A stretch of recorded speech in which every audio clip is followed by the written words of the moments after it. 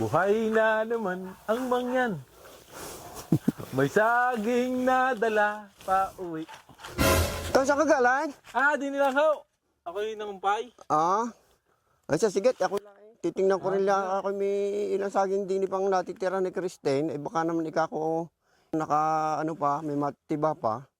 Ay siya, sige, sige. siya kagalang umpay. Diyan ho, at gawa nang may alaga akong kambing. Kinumpayan ko. Ay siya, sige, ang ganda ng damo eh now. Oo Kasi maganda nga ang damot, malalaki na. Matitiba pa rin nga ito.